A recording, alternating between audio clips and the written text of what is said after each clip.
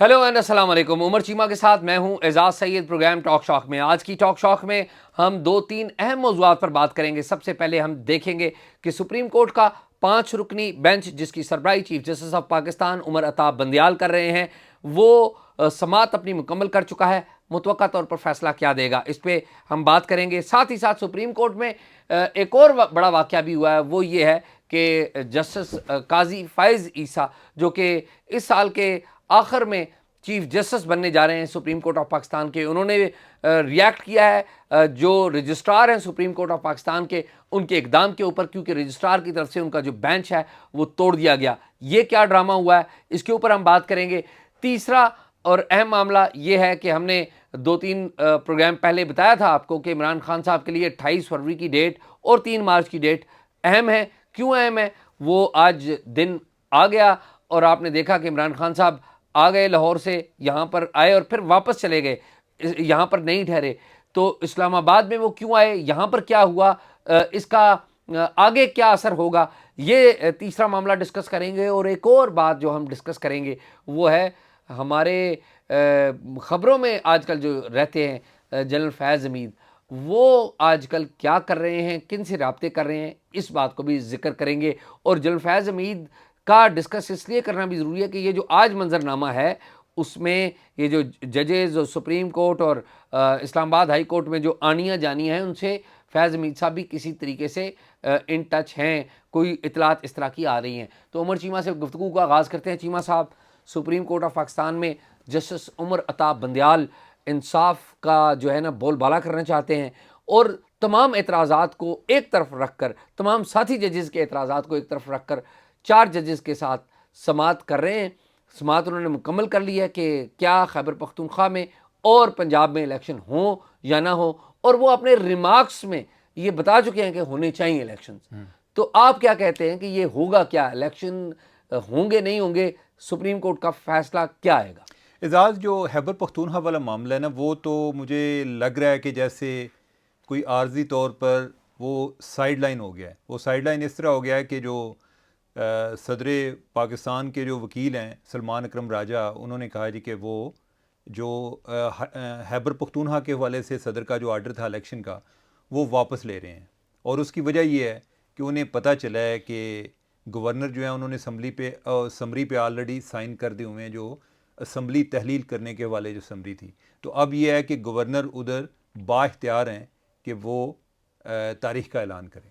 अब वो गवर्नर जो है वो क्या करते हैं, तारीख़ का ऐलान करते हैं या कुछ और करते हैं, ये वक्त बताएगा। हो सकता है कि उनकी आपस में कोई अंडरस्टैंडिंग भी हो गई हो। दूसरा जो पंजाब वाला मामला है वो बदस्तूर बरकरार है कि जो पंजाब के गवर्नर हैं उन्होंने तो कोई समरी पर भी कोई साइन नहीं किए हुए, और वो कह रहे हैं कि मैं कोई कानूनी चाराजोई करूँगा और कोई अभाम ही चल रहा है। अब यह है कि इस तरह की सूरत हाल में फ़ैसला आ क्या सकता है। हम तो अभी इस पर बात करते हैं, जज साहबान ने जो करना था वो कर लिया है और सुबह फ़ैसला जो है उन्होंने सुना भी देना है। अब यह है कि अगर जो एक सख्त तरीन फ़ैसला आता है ना, या क्लियर कट स्ट्रेट फॉरवर्ड, वो तो ये हो सकता है कि गवर्नर को ये डायरेक्शन दें कि आप भाई तुसी इलेक्शन का ऐलान करें। ठीक है, बोल्ड फैसला। हाँ, बोल्ड फैसला। और अगर आप नहीं करते तो हम कोई आपको आइन की खिलाफ वर्जी पर आपके खिलाफ भी कोई एक्शन हो सकता है, कोई आर्टिकल 6 लग सकता है या कुछ और इस तरह की। ये अगेन ये फिर इस पर तशरीहात शुरू हो जाएंगी कि क्या गवर्नर को इस तरह का डायरेक्शन दी जा सकती है कि नहीं दी जा सकती। वाज़ेह है कि लाहौर हाई कोर्ट ने जो पहले आर्डर किया है उसमें भी उन्होंने गवर्नर को डायरेक्शन नहीं दी। ठीक है, मेरा नहीं ख्याल कि ये कोई इतनी क्लियर डायरेक्शन दे सकते, आईनी तौर पे दे नहीं सकते ना, दे नहीं सकते। दूसरी सूरत यह है कि ये जो केस है वो रिमांड बैक कर दें इलेक्शन कमीशन को। इलेक्शन कमीशन पहले लाहौर हाई कोर्ट के फैसले के बाद भी जलालत इलेक्शन कमीशन के हिस्से में आ रही है कि वो बार बार यही पीट रहे हैं कि भाई तारीख़ का ऐलान करना हमारा काम नहीं है, और अगर अदालत समझती है तो फिर आर्डर कर दे कि आप ऐलान करें, ताकि हमारे पास कोई कानूनी जवाज़ हो जी कि हमें ये अदालत का हुक्म है। अब क्या इस तरह की कोई बात सुप्रीम कोर्ट कर सकती है, ये भी देखना है। ये भी कोई इस तरह के इम्कानात भी हो सकते हैं, या फिर कोई और है जी कि कोई जो है इतने दिनों में, कोई 3-4 दिनों में या हफ्ते में कोई जो सियासी जमातें हैं वो आपस में बैठ जाएं और कोई फ़ैसला करें। तो फिर अगर इस तरह का आर्डर आना है तो फिर तो सुप्रीम कोर्ट को सुमोटो लेने की भी ज़रूरत नहीं थी। ठीक है, कोई किसी की तरफ से कोई पिटीशन तो ऐसा ही नहीं आई थी ना कि आप सू मोटो लें। तो मैं ऐड करूं इसमें? हाँ जी करें। आप बात मुकम्मल कर चुके हैं? शाह जी बात करें ना, यानी मेरी मुकम्मल हुई है या नहीं, आपने जो करना है करें आप बात। चीमा साहब, बात यह है कि मैंने किसी वेल इन्फॉर्म्ड आदमी से बात की कि ये क्या होगा, इनके फैसला क्या होगा, अंदाज़ा लगाएं आप क्या होगा, क्योंकि ज़ाहिर है हमें फैसला तो नहीं पड़ा हुआ हमने, लेकिन वेल इन्फॉर्म्ड लोग तो क्या वेल कहा इन्फॉर्म्ड उन्होंने? होते हैं। हाँ उन्होंने कहा कि जी फैसला, एक बात क्लियर है कि बोल्ड फैसला नहीं होगा, कि आप ये कहें ना कि सुप्रीम कोर्ट वाज़िया कह दे कि जी इलेक्शन करवाओ, ये 50 दिन रह गए हैं, क्योंकि कुछ वक्त तो गुजर गया ना, तकरीबन 30 दिन गुजर गए, तो बाकी ये 50 दिन रह गए हैं, जितने भी दिन रह गए हैं इसमें इलेक्शन कराओ, तो ये सुप्रीम कोर्ट नहीं कहेगी। उस बंदे की इंफॉर्मेशन थी कि इंफॉर्मेशन नहीं, तज्ज़िया है। उस बंदे का, मैं इन्फॉर्म्ड तज्जिया, इन्फॉर्म्ड क्या, सुन लेना, इन्फॉर्म्ड क्या, कि वो बंदा जो है वो देख रहा है कि गवर्नमेंट किस तरीके से आगे बढ़ रही है, जजेस किस तरीके से आगे बढ़ रहे हैं, और जजेस का बैकग्राउंड, वो जजेस के बैकग्राउंड को भी जानता है कि कौन से जजेस जो है ना, मुमकिन तौर पे ट्रैक रिकॉर्ड होता है ना, आप भी तज्जिया करते हैं इसी तरह। तो उनका ख्याल ये है कि जजेस जो including the chief justice of Pakistan जो हैं, वो कोई बोल्ड फैसला नहीं देंगे, वो मुमकिन तौर पे ये फैसला देंगे कि कंसल्ट कर लें, राय ले लें, और ना वो जिसे कहते हैं ना कि ना कोई बहुत ज़्यादा लेफ़्ट पे ना कोई राइट पे, गो के चीफ जस्टिस साहब ने अपने अक्सर रिमार्क्स में ये ज़ाहिर कर दिया है कि वो जो पीटीआई की जो ओपिनियन है वो उससे एग्री करते हैं, लेकिन फ़ैसले में वो जो दो टोक राय देने से गुरेज करेंगे। एक बात उन्होंने ये मुझे कही, तो मैंने कहा जी अगर फ़र्ज़ करें कि उन्होंने ऐलान कर दिया, अक्सरियती जजेस ने ऐलान कर दिया कि इलेक्शन हो, तो फिर क्या होगा? तो उस बंदे ने कहा कि एजाज साहब, एजाज साहब, उमर चीमा साहब, अच्छा जी हाँ, उन्होंने कहा कि एजाज साहब उमर चीमा साहब को बता देना। उमर चीमा साहब को बता दें, ठीक है। उन्होंने कहा जी ये नोट कर लें कि इलेक्शन तब भी नहीं होंगे। मैंने कहा जी कैसे नहीं होंगे? उन्होंने कहा कि इस मुल्क में माशी सूरत ख़राब है, इस मुल्क में माशी एमरजेंसी लग सकती है, और भी बहुत सारे ज़राए हैं, लेकिन इस मुल्क में एमरजेंसी लग सकती है, इलेक्शन नहीं होंगे।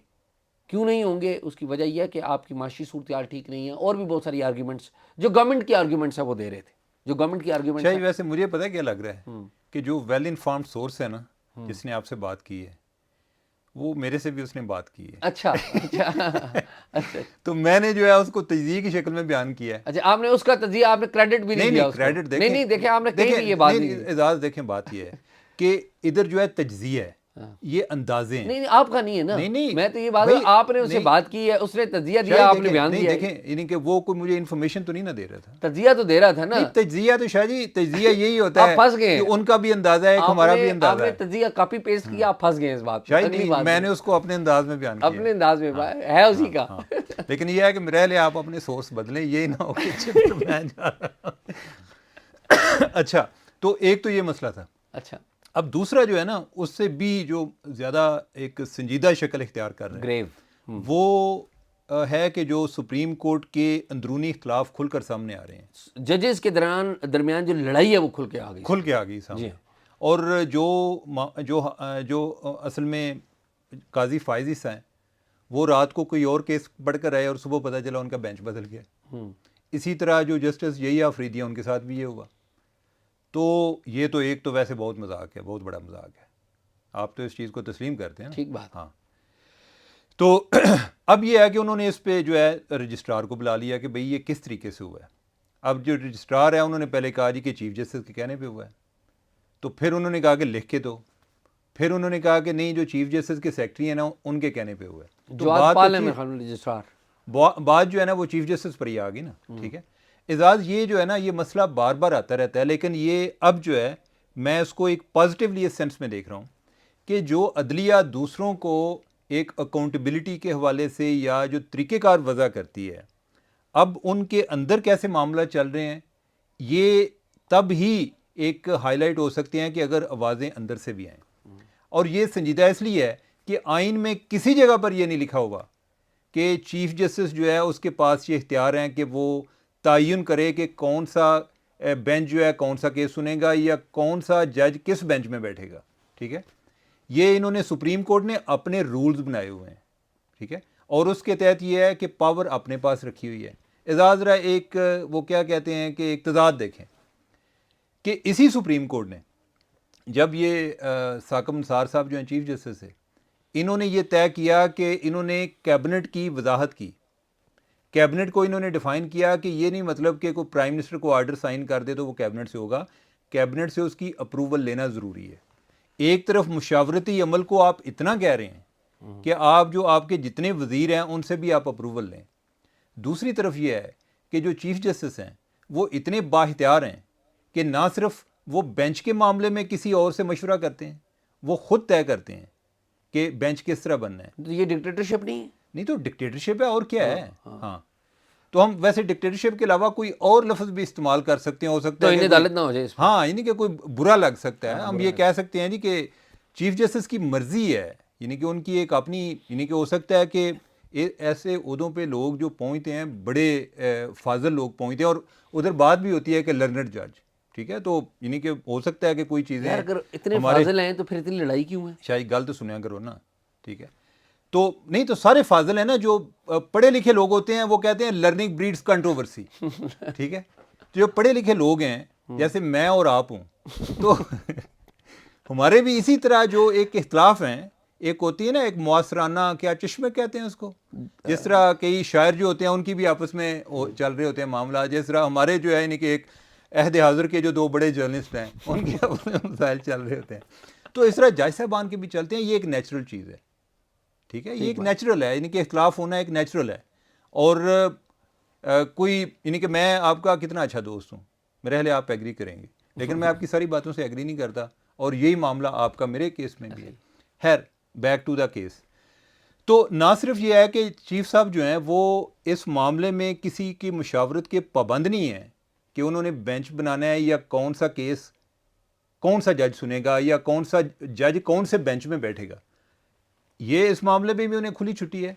दूसरा, जो हाई कोर्ट में जज लगते हैं वो भी यानी कि जो जुडिशल कमीशन के सामने जो नाम पेश होने हैं वो भी चीफ जस्टिस की डिस्क्रिशन है कि कौन सा नाम वो उधर पेश करते हैं, और बाकी जो लोग हैं जो जुडिशल कमीशन के हैं वो उसी नाम को डिस्कस कर सकते हैं जो चीफ साहब जो हैं उन्होंने पेश किया। तीसरी चीज़, जो जुडिशल काउंसिल है अगर उधर को रेफरेंस गया है, उधर सैकड़ों के हिसाब से रेफरेंस चले जाएं, ये चीफ जस्टिस की डिस्क्रिशन है, उनका इस्तेहकाक है कि वो कौन से रेफरेंस को टेकअप करते हैं और जुडिशल कमीशन के काउंसिल के सामने लाते हैं। और मज़े की बात, अफसोस की बात, वैसे ये मज़े वाली बात नहीं है, कि साकब निसार साहब जब खुद चीफ जस्टिस थे उनके खिलाफ भी रेफरेंस आए, वो इसलिए टेकअप नहीं हो सके क्योंकि साकब निसार साहब जो है उन्होंने मुनासिब नहीं समझा कि ये रेफरेंस जो हैं उनका मेरिट ही नहीं बनता। हालांकि होना तो चाहिए कि उन्होंने लग हो जाते कि भाई ये मेरे केस हैं, मेरे पर आई हुई ये बात, तो कोई दूसरे जो लोग हैं वो इसको डिस्कस कर लें। तो एजाज़ ये जो है ना, मेरा ख्याल है कि अदलिया का एक बड़ा एहतराम है, और हम जो है इनके साथ ऑनरेबल और लर्नर्ड और सब कुछ भी इस्तेमाल करते हैं, तो मेरा ख्याल है कि लफाजी की बजाय अगर कोई एक अमली इकदामात उठा लिए जाएँ तो जो उनकी मॉरल पावर है ना वो रिस्टोर हो जाएगी। मैं चीमा साहब ये कहूँगा कि इस मौके के ऊपर पार्लियामेंट को भी प्रोएक्टिव काम करना चाहिए। पार्लियामेंट आगे बढ़ के क्यों नहीं कानून साजी इनके बारे में करती? एजाज एक मैं आपको बताऊं, नहीं मुझे बताएं ना कि अगर जजेस, अगर जो आला अदलिया है ये पार्लियामेंट को आके या प्राइम मिनिस्टर को, जो पार्लियामेंट को लीड करता है, उसको आके डिक्टेट करते हैं कि नहीं तुमने ये फैसला जो है अपनी कैबिनेट से भी अप्रूव करवाने हैं, साइन करवाने हैं, तो पार्लियामेंट बड़ी है और खुद बड़ा साबित क्यों नहीं करती? जाएं कानून साजी करें और बताएं कि ये चीफ जस्टिस साहब के ये इख्तियारात होंगे, हम उनके अदालती अमल में मुदाखलत नहीं करते, उनके इंतज़ामी अमल में मुदाखलत करते हैं। बेंच बनाना और कॉन्फ्लिक्ट ऑफ इंटरेस्ट भी हो, आप जजेस आपके साथी एतराज़ कर रहे हैं कि आपने मखसूस जजेस रखे हुए लाइक माइंडेड जिनको आप शामिल करते हैं, लेकिन चीफ जस्टिस साहब और ये जो है ना, ये अदलिया की आज़ादी का भी इशू नहीं है ये, बल्कि अदलिया की आज़ादी का बड़ा सीरियस इशू है कि अदलिया को सिर्फ बाहर से थ्रेट्स नहीं होती, अंदर से, अदलिया को अंदर से भी थ्रेट्स हैं। ठीक बात, ठीक है, और ये जो एक मनमानी है ना, उसकी वजह से आपका जो पूरा सिस्टम है वो अंडर स्क्रूटनी है, और आपकी जो है ना एक लीगल पावर से ज़्यादा आपकी मॉरल पावर है कि लोग आपके पास आपकी बात पर तब यकीन करेंगे कि जब आप जो है यानी कि अपना एक स्टैंडर्ड जो है उसको भी इम्प्रूव करें। तो जो आप इंडिया की भी वो एक रेफरेंस देना चाह रहे मैं थे। वो इंडिया का रेफरेंस चीमा साहब ये है ना कि जनवरी 2018 में इंडिया में दीपक मिश्रा थे चीफ जस्टिस इंडिया के, उनके खिलाफ एक जो चार्ज था ना, वैसे दो चार्जेस थे, एक उनकी गवर्नमेंट से रिलेटेड था, कोई मेमोरेंडम था जिसको गवर्नमेंट डिले कर रही थी, और एक जो बड़ा चार्ज था दीपक मिश्रा साहब के ऊपर जो चीफ जस्टिस थे इंडिया के, कि जी वो बेंच अपनी मर्जी का बनाते हैं और इररेलेवेंट केसेस उनको देते हैं। तो 4 जजेस थे इंडियन सुप्रीम कोर्ट के, और एक थे चेला मेश्वर जो सीनियर जज थे, जैसा काजी फाइजी साहब हमारे यहाँ सीनियर हैं, उस वक्त वो उधर सीनियर थे, और बाकी जो 3 और थे। इन 4 जजेस ने अनप्रेसिडेंटेड वहाँ पे प्रेस कॉन्फ्रेंस कर दी थी चीफ जस्टिस के खिलाफ, और वो मीडिया के सामने आ गए थे। उन्होंने कहा कि ये चीफ जस्टिस हमारा इस तरह कर रहा है। और फिर चीफ जस्टिस जो हैं दीपक मिश्रा, उनको अपने 4 जो साथी जजेस हैं उनसे मिलना पड़ा, और उनकी जो रिजर्वेशन थी उन्होंने दूर की। उन्होंने कहा कि आए बैठ के प्यार मोहब्बत कर लेते हैं। और फिर ये जो बेंच वाला मामला है, वो उन्होंने जो रिजर्वेशंस थी वो दूर की थी। और ये हमारा सुप्रीम कोर्ट का बेंच हो या हाई कोर्ट का बेंच, हाई कोर्ट में भी ये मसले हो रहे हैं, और ये आज नहीं हो रहे, ये माजी में भी होते आए हैं। ये इनको तमाम कंप्यूटराइज सिस्टम कर देना चाहिए, ताकि ये मसले, और फेयरनेस तभी आएगी जब किसी एक बंदे के पास नहीं होगा इख्तियार के वो मनपसंद बंदे को लगाए। शाह जी, ये जो हमारा एक access to justice reform programme था कि इंसाफ तक रसाई का प्रोग्राम, ये आपको पता है कि हमें को बाहर से पैसे आते हैं तो हमको प्रोग्राम शुरू करते हैं, तो वो एशियन डेवलपमेंट बैंक का था। उसमें ये चीज़ भी शामिल थी कि चीफ जस्टिस का ये जो इंतज़ामी इख्तियार है बेंच बनाने का और ये तय करने का कि कौन सा केस किसके पास जाएगा, ये ख़त्म होना चाहिए। तो उस टाइम उन्होंने ये टेकअप भी किया था, और चीफ जस्टिस साहब जो हैं उस टाइम के, उन्होंने ये कहा था, उन्होंने कहा था जी कि इसका मतलब है कि आप ये चाहते हैं कि चीफ जस्टिस जो है उसके पास पावर ही ना रहे।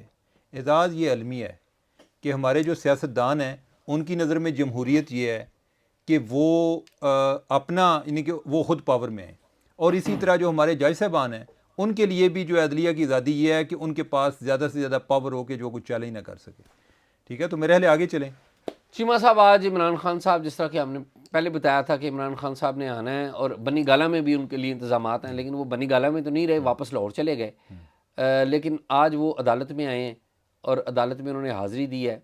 4 के करीब उनके केसेस थे, एक्सक्यूज़ मी, तो उनमें से 3 में बेल हो चुकी है, एक नॉन बेलेबल है मामला, लेकिन वो भी कोई इतना सीरियस नहीं है, वो भी जब पेश होंगे वो बेल उनकी हो जाएगी। गिरफ्तार होने के हवाले से इतलात थी, आज बहुत सारे लोग इसके ऊपर सोशल मीडिया पे भी लगे रहे कि जी गिरफ्तार हो जाएंगे, लेकिन इमरान खान साहब बड़े ज़बरदस्त आदमी हैं। वो अपने साथ कोई 1500-2000 बंदा तकरीबन वो लेके आए, यहाँ से लोकल लोग भी मिले, और पुलिस कुछ कर ही नहीं सकी, इंतज़ामिया कुछ नहीं कर सकी। इमरान खान साहब आए एक प्रिंस की तरह, गाड़ी उनकी जनाब अंदर जाती है, फिर उतरते हैं, और फिर वो कोर्ट रूम में जाते हैं, और सारा केस होता है। फिर वो जब उनको बेल वगैरह मिली है तो उन्होंने उठ के कोर्ट का शुक्रिया भी अदा किया, थैंक यू भी किया, और फिर वो आराम से चले गए। ये आज हुआ है हाई कोर्ट में। तो शायद ये अच्छा है, यानी कि आप तो ये समझ रहे थे ना कि 28 फरवरी जो है वो इमरान खान के लिए इम्तिहान है। हाँ ठीक है, लेकिन ये आज अदलिया के लिए इम्तिहान था। जी हाँ। अदलिया जो है उस इम्तिहान में सुरखरू हुई है।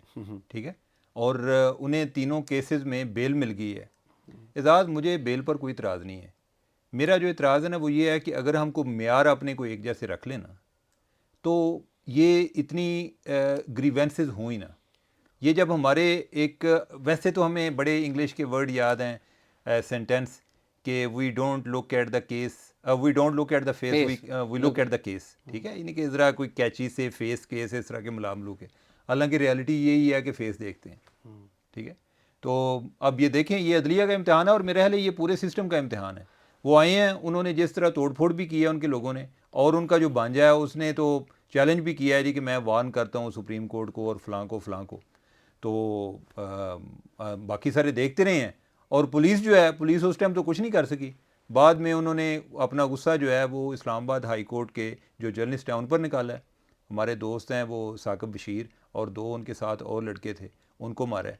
ये इंतहाई एक काबिल मज़म्मत है। और यार मैं साकिब को मैं ज़ाती तौर पे जानता बहुत हूँ, शरीफ इंतहाई है। शरीफ नफ्स बहुत और बड़ा एक संजीदा किस्म का और अच्छा रिपोर्टर है। जी, कोई शक ठीक है, कोई शक और कोई इस तरह की हरकतें करने वाला नहीं है। एक बंदा होता है ना कि किसी का कोई माजी का ट्रैक रिकॉर्ड हो। नहीं, वो बड़ा तो अच्छा है। पुलिस जो है मेरे ख्याल है वो भी अब हमारी इस काम के लिए रह गई है कि जिधर को कमज़ोर नज़र आए आप नहीं, उस और पर बाकी अटैक कर दें। जर्नलिस्ट को भी मारा है, जिनको आप नहीं जानते वो भी उतने बुरे नहीं हैं। नहीं ठीक है? मैं तो शायरी मैं जिसको जानता हूँ मैं उसकी बात कर नहीं रहा हूँ, वो मैं ठीक दूसरों है। का ये नहीं कह रहा कि वो नहीं, बुरे हैं। असल हाँ, बात असूल बात ये आप है। जो है उनके और मेरे दरमियान गलतफहमियां ना पैदा करें। नहीं, असल में बात यह है कि ये पुलिस को ये काम नहीं करना चाहिए था, और ये पुलिस और इंतज़ामिया के ऊपर एफआईआर के इंदराज का मुतालबा कर दिया है। जो ये पार्लियामेंट्री रिपोर्टर्स एसोसिएशन है प्रा, तो उन्होंने मुतालबा ये कर दिया कि डिस्ट्रिक्ट एडमिनिस्ट्रेशन के ऊपर और पुलिस के जो एहलकार हैं उनके ऊपर मुकदमा, डीसी के ऊपर और पुलिस एहलकारों पर मुकदमा दर्ज किया जाए। तो अब ये जो इंतज़ामिया है ये और तरफ चल पड़ी है। ठीक है, कमिंग बैक क्विकली, जनरल फैज़ हमीद साहब, जनरल फैज़ हमीद साहब के बारे में बहुत सारी खबरें हम देते रहे।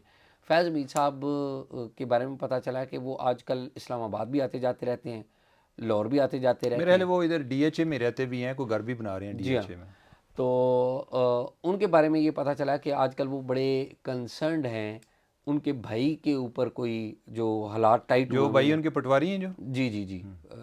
तो उनके बारे में कंसर्न है, लेकिन एट दी सेम टाइम फैज़ साहब के बारे में इतलात ये आई हैं कि वो कुछ वकला से और साबिक जजेस से वो भी राब्ते में हैं, और जो कोचिंग का काम है चीमा साहब वो कर रहे हैं। और कोचिंग का काम चीमा साहब आप सुन के हैरान होंगे किसके लिए कर रहे हैं?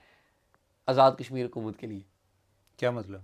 चीमा साहब क्या मतलब का हुआ है? वो राय देना, मशवरे देना, इस बंदे को रख लें उसको ना रखें, होता है ना राय। नहीं शायद उनका एक अपना तजर्बा है जनरल फैज़ का, जी हाँ, वो अहम ओहदों पर रहे हैं। जी हाँ। तो मेरे ख्याल है कि आज़ाद कश्मीर गवर्नमेंट के लिए ये एक एजाज़ की बात है कि उनके वो विजडम से, उनकी सलाहियतों से, उनके तजर्बात से वो फ़ायदा उठाएं। सुना है कि वो दोस्ताना मशवरे देते रहते हैं अपनी महफिलों में, निजी महफिलों में लोग उनसे मिलने आते हैं और वो उनको कोचिंग करते हैं, पॉलिटिकल मशवरे भी देते हैं। ज़ाहिर है एक देखें ना, एक बंदा 8 साल कमोबेश आईएसआई में रहा है, डीजीसी और आईएसआई चीफ बिलाल तक 8 साल बनते हैं तकरीबन। तो आईएसआई चीफ रहा है वो बंदा और ही नोज ए लॉट।